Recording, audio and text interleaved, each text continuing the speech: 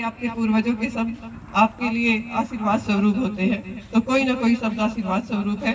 आज भी उनका स्नेह, उनका परिवार का पूरा स्नेह हमारे साथ है। और ऐसा ही आशीर्वाद, ऐसा ही प्यार मुझे बिजनौर में आने के बाद मिला। जब बिजनौर में मैं पहली बार आई तो आते ही मुझे सबसे पहला धरना मिला जानवर खरीद करते। तो डीएम साहब मेरे जो अमेठी के डीएम सर है, काफी मतलब उनकी बड़ी फेवरेट थी मैं, तो उन्होंने कहा धरना है कैसे होगा। मैंने कहा सर मैं इनके बीच से ही हूँ। तो मैंने कहा और मुझे कोई डर नहीं लगता, क्योंकि इनकी समस्याएं मेरी समस्या है और इनकी समस्याओं का समाधान करना मेरी प्राथमिकता है। इसलिए किसान परिवार से होने का ये मुझे सौभाग्य भी मिला कि आप लोगों की सेवा कर सकूं। आप लोग दूसरे तरीके से सेवा करते हैं, मैं दूसरे तरीके से सेवा करती हूँ। सेवा सेवा ही होती है, वो किसी भी अर्थ में हो। यहाँ पर मेरे बहुत सारे किसान भाई ऐसे भी है जिनसे मैं पहले से ही परिचित हूँ। कोई ना कोई मेरे पास किसी ना किसी माध्यम से आता है, जन सुनवाई में आता रहता है, या मुझे किसी धरने में आप लोगों से मेरी मुलाकात हो जाती है। इसमें मेरे बाढ़ प्रभावित क्षेत्र के किसान भी हैं। मैं आप लोगों के बीच में इस समय खड़ी हुई हूँ। आप लोगों के बीच से इन लोगों की तारीफ करूंगी।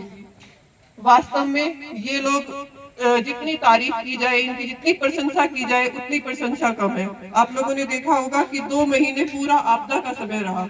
आपदा के समय में सभी लोगों ने अपने अपने तरीके से सहायता करने का प्रयास किया, लेकिन ये वो लोग थे, तो कहा जाता है ना कि एक सिख मतलब हजारों पे भारी पड़ जाता है। ये उस कौम में से एक है और इन्होंने आपदा के दौरान वो चरितार्थ कर दिया।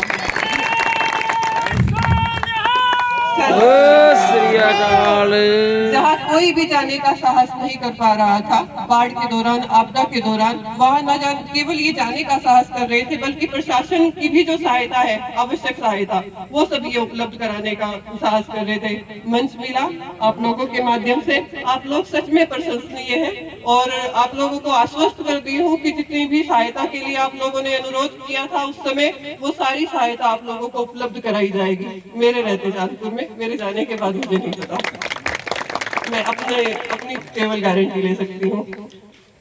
आज हम जिनके जन्म दिवस के अवसर पर यहाँ इकट्ठे हुए हैं, वास्तव में किसानों के ऐसे नेता, ऐसे मसीहा जिनका जीवन हमारे लिए प्रेरणा का सोर्स है।